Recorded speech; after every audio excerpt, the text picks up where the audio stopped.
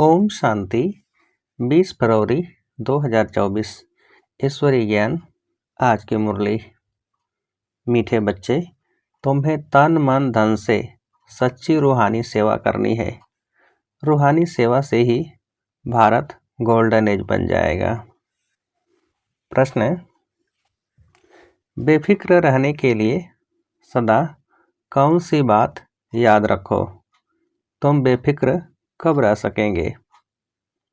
उत्तर, बेफिक्र रहने के लिए सदा याद रहे कि यह ड्रामा बिल्कुल एक्यूरेट बना हुआ है। जो भी ड्रामा अनुसार चल रहा है यह बिल्कुल एक्यूरेट है, परंतु अभी तुम बच्चे बेफिक्र रह नहीं सकते।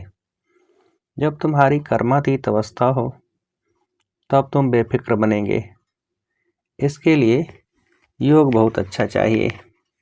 योगी और ज्ञानी बच्चे छिप नहीं सकते। ओम शांति। पतित पावन शिव भगवान वाच। बाप ने समझा दिया है कि देहधारी मनुष्य को कभी भी भगवान नहीं कहा जा सकता। मनुष्य यह भी जानते हैं पतित पावन भगवान ही है। श्री कृष्ण को पतित पावन नहीं कहेंगे। बेचारे बहुत मूझे हुए हैं। भारत में जब सूत मूझ जाता है तो शिव बाबा को आना पड़ता है। बाप के बिना उसे कोई सुलझा न सके। वही पतित पावन शिव बाबा है। इसको सिर्फ तुम बच्चे ही जानते हो, सो भी नंबरवार पुरुषार्थ अनुसार। भले यहाँ बैठे हैं, रोज सुनते हैं, तो भी ध्यान में यह नहीं आता है कि हम शिव बाबा के पास बैठे हैं। वह इनमें विराजमान हैं, हमको पढ़ा रहे हैं, पावन बना रहे हैं, युक्ति बतला रहे हैं। तुम सुदर्शन चक्रधारी बन रचता और रचना की नॉलेज पाकर काम को जीत जगत जीत बनते हो। तो वह बाप पतित पावन भी ठहरा, नई रचना का रचता भी ठहरा। अभी बेहद का राज्य पाने के लिए तुम पुरुषार्थ करो। हर एक समझते हैं हम शिव बाबा से राज्य भाग्य ले रहे हैं। यह भी यथार्थ रीति समझ नहीं सकते। कोई थोड़ा जानते, कोई तो बिल्कुल ही नहीं जानते। शिव बाबा तो कहते हैं मैं पतित पावन हूँ। मेरे में अगर कोई आकर पूछे, मेरे से आकर कोई पूछे तो मैं अपना परिचय दे सकता हूँ। तुमको भी तो बाप ने अपना परिचय दिया है ना। शिव बाबा कहते हैं मैं साधारण तन में प्रवेश करता हूँ। यह साधारण तन है, झाड़ के अंत में खड़ा है, पतित दुनिया में खड़ा है और फिर नीचे तपस्या कर रहे हैं। इनको भी तपस्या शिव बाबा सिखला रहे हैं। राजयोग शिव बाबा सिखलाते हैं। नीचे आदिदेव, ऊपर में आदिनाथ। तुम बच्चे समझा सकते हो हम ब्राह्मण शिव बाबा के संतान हैं। तुम भी शिव बाबा के बच्चे हो, परंतु जानते नहीं हो भगवान एक है, बाकी सब ब्रदर्स हैं। बाप कहते हैं मैं अपने बच्चों को ही पढ़ाता हूँ। जो मुझे पहचानते हैं उन्हों को ही पढ़ाकर देवता बनाता हूँ। भारत ही स्वर्ग था, अब नरक है। जो काम को जीतेगा वही जगत जीत बनेगा। मैं गोल्डन वर्ल्ड की स्थापना कर रहा हूँ। अनेक बार यह भारत गोल्डन एज में था, फिर आयरन एज में आया। यह कोई भी नहीं जानते। रचयिता और रचना के आदि मध्य अंत को कोई जानते नहीं। मैं नॉलेजफुल हूँ, यह है एम ऑब्जेक्ट। मैं इनके साधारण तन में प्रवेश होकर नॉलेज देता हूँ। अब तुम भी पवित्र बनो। इन विकारों को जीतने से तुम जगत जीत बनेंगे। ये सब बच्चे पुरुषार्थ कर रहे हैं, तन मन धन से रूहानी सेवा करते हैं, जिस्मानी नहीं। इनको स्पिरिचुअल नॉलेज कहा जाता है। यह भक्ति नहीं है। भक्ति का युग है द्वापर कलयुग, जिसको ब्रह्मा की रात कहा जाता है, और सतयुग त्रेता को ब्रह्मा का दिन कहा जाता है। कोई गीता पाठी आए तो उनको भी समझाएंगे गीता में भूल है। गीता किसने सुनाई? राजयोग किसने सिखाया? किसने कहा है काम पर जीत पाने से तुम जगतजीत बन जाएंगे? ये लक्ष्मी नारायण भी जगतजीत बने हैं ना। इनके 84 जन्मों का राज बैठ समझाए। कोई भी हो नॉलेज लेने के लिए तो यहाँ आना पड़ेगा ना। मैं तो बच्चों को पढ़ाता हूँ, परंतु तुम्हारे में भी कोई इतना नहीं समझते हैं।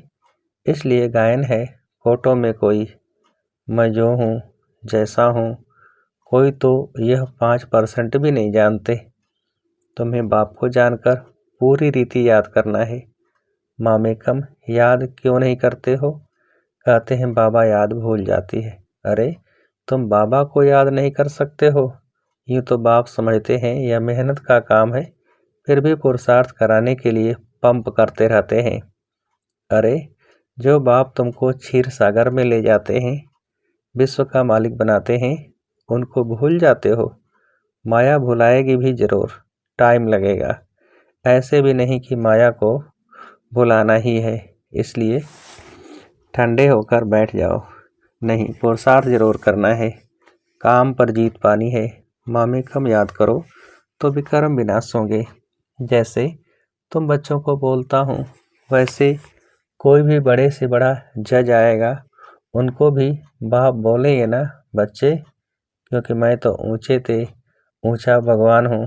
ऊंचे से ऊंची पढ़ाई मैं ही पढ़ाता हूँ प्रिंस प्रिंसेस पद पाने के लिए। बाप कहते हैं मैं इनको पढ़ा रहा हूँ, यही फिर श्री कृष्ण बनते हैं।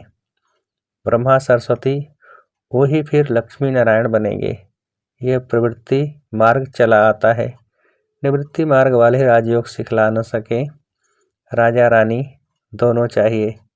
विलायत में जाकर कहते हैं हम राजयोग सिखलाते हैं, परंतु वह तो सुख को कागविष्टा समान कहते हैं, फिर राजयोग कैसे सिखलाएंगे?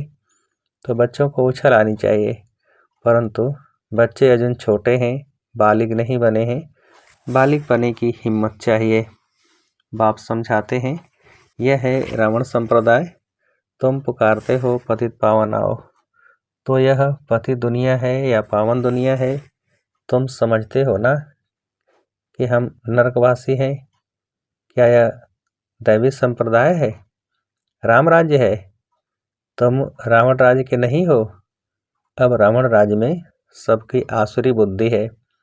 अब आसुरी बुद्धि को दैवी बुद्धि बनाने वाला कौन?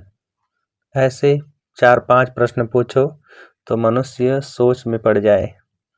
तुम बच्चों का काम है बाप का परिचय देना। झाड़ तो धीरे धीरे बढ़ता है, फिर बहुत वृद्धि को पाएंगे। माया भी चक्री लगाकर एकदम गिरा देती है। बॉक्सिंग में भी बहुत मरते हैं, इसमें भी बहुत मर जाते हैं। विकार में गया और मरा, फिर नए सिर पुरुषार्थ करना पड़े। एकदम विकार एकदम मार डालता है।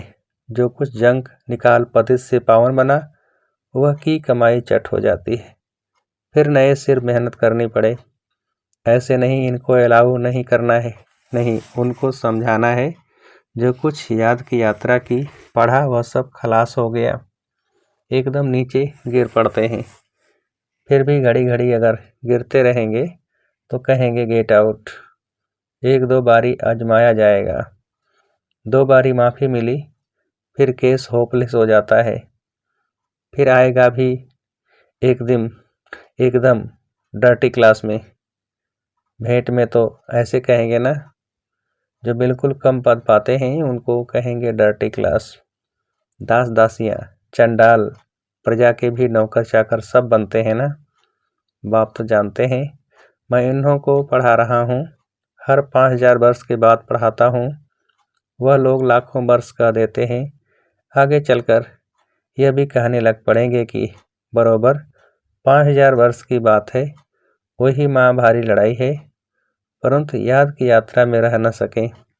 दिन प्रतिदिन टू लेट होते जाएंगे। गाया भी जाता है, बहुत गई थोड़ी रही। यह सब इस समय की बातें हैं। बाकी थोड़ा समय है पावन बनने में। लड़ाई सामने खड़ी है। अपने दिल से पूछना है, हम याद की यात्रा पर हैं। जब कोई नया आता है तो बच्चों को फार्म जरूर भराना है। जब फार्म भरे तब उनको समझाया जाए। अगर किसको समझना ही नहीं है तो फार्म ही क्या भरेगा। ऐसे तो ढेर आते हैं। बोलो, बाप को पुकारते हो, पतित पावन आओ, तो जरूरी है पति दुनिया है। तब तो कहते हैं कि आकर पावन बनाओ। फिर कोई बनते हैं, कोई नहीं बनते। बाबा के पास पत्र तो ढेर आते हैं। सब लिखते हैं शिव बाबा के आप ब्रह्मा। शिव बाबा भी कहते हैं मैं साधारण तन में प्रवेश करता हूँ, इनको 84 जन्मों की कहानी सुनाता हूँ। और कोई भी मनुष्य रचता और रचना के आदि मध्यांत को नहीं जानते। अब बाप ने ही तुमको बताया है। यह चित्र आदि भी बाबा ने दिव्य दृष्टि देकर सब बनवाए हैं। बाबा तुम आत्माओं को ही पढ़ाते हैं। आत्माएं झट अशरीरी हो जाती हैं। इस शरीर से अपने को अलग समझना है। बाबा कहते हैं बच्चे, देही अभिमानी भव, अशरीरी भव। मैं आत्माओं को पढ़ाता हूँ। यह मेला है आत्माओं और परमात्मा का। इसे संगम का मेला कहा जाता है। बाकी कोई पानी की गंगा पावन नहीं बनाती है। साधु संत ऋषि मुनि आदि सब जाते हैं स्नान करने। अब गंगा पतित पावनी हो कैसे सकती। भगवान वाच है ना, काम महाशत्रु है। इस पर जीत पाने से तुम जगत जीत बन जाएंगे। गंगा व सागर तो नहीं कहते, यह तो ज्ञान सागर बाप समझाते हैं। इन पर जीत पाने के लिए मामेकम याद करो तो तुम पावन बन जाएंगे। दैवी गुण धारण करो, किसको दुख मत दो। पहला नंबर दुख है काम कटारी चलाना। यही आदि मध्य अंत दुख देने वाला है। सतयुग में यह होता नहीं। वह है पावन दुनिया, वहाँ कोई पतित रहता ही नहीं। जैसे तुम योग बल से राज्य लेते हो, वैसे वहाँ योग बल से बच्चा पैदा होता है। रावण राज्य ही नहीं, तुम लोग रावण को जलाते हो, पता ही नहीं पड़ता कि कब से जलाते आए हो। राम राज्य में रावण होता नहीं। ये बड़ी समझने की बातें हैं जो बाप बैठ समझाते हैं। समझाते तो बहुत अच्छा है, परंतु कल्प कल्प जो जितना पढ़े हैं उतना ही पढ़ते हैं। पुरुषार्थ से सारा मालूम पड़ जाता है। स्थूल सेवा की भी सब्जेक्ट है। मनसा नहीं तो वाचा कर्मणा। वाचा तो बहुत सहज है। पहले है मनसा अर्थात मनमना भव। याद की यात्रा में रहना है। अपने को आत्मा समझ बाप को याद करना है। बाबा से शिक्षा लेनी है। बहुत हैं जो बाप को याद नहीं कर सकते। ऐसे नहीं कहेंगे कि ज्ञान को याद नहीं कर सकते। मामेकम याद नहीं कर सकते। याद नहीं करेंगे तो ताकत कैसे मिलेगी। बाप सर्वशक्तिमान है, उनको याद करने से ही शक्ति आएगी। इसको ही जौहर कहा जाता है। कर्मणा भी कोई अच्छी करे तो पद मिले, कर्मणा भी नहीं करते तो फिर क्या पद मिलेगा। सब्जेक्ट होती है ना, यह है गुप्त समझने की बातें। वो लोग योग योग कहते रहते हैं, परंतु समझते नहीं कि योग से तुम विश्व की बादशाही लेते हो। योग बल से ही वहाँ बच्चा पैदा होता है। यह भी किसको पता नहीं है। तुमको समझाया जाता है, फिर भी आधा कल्प के बाद तुम माया के मुरीद बन जाते हो। फिर माया तुमको अभी भी नहीं छोड़ती है। अब तुमको शिव बाबा के मुरीद बनना है। कोई भी देहधारियों का मुरीद नहीं बनना है। बहन भाई भी अब कहा जाता है पवित्र बनने के लिए। फिर तो इससे भी ऊपर जाना है। भाई भाई समझना है, भाई बहन की दृष्टि भी नहीं। ड्रामा अनुसार जो कुछ चलता है बिल्कुल एक्यूरेट। ड्रामा बहुत एक्यूरेट है। बाप तो बेफिक्र है, इनको तो फिक्र जरूर हो रहेगा। फिक्र बेफिक्र तब कहेंगे जब कर्मातीत अवस्था होगी, तब तक कुछ न कुछ होता है। योग अच्छा चाहिए। योग के लिए बाबा अब जोर देते हैं। इसके लिए कहते हैं घड़ी घड़ी भूल जाते हैं। बाप उलाहना देते हैं। जो बाप तुमको इतना खजाना देते हैं उनको तुम भूल जाते हो। बाप जानते हैं किसमें ज्ञान है किसमें नहीं है। ज्ञान कभी छिपा नहीं रहेगा, वह झट सर्विस का सबूत देगा। तो यह सब समझने की बातें हैं। अच्छा, मीठे मीठे से खेलते बच्चों प्रति माता पिता बाप दादा का याद प्यार गुड मॉर्निंग। रूहानी बाप के रूहानी बच्चों को नमस्ते। हम रूहानी बच्चों की रूहानी बाप को नमस्ते। धारणा के लिए मुख्य सार। पहली पॉइंट, माया की बॉक्सिंग में हार नहीं खानी है। पुरुषार्थ में ठंडा हो बैठ नहीं जाना है। हिम्मत रख सेवा करनी है।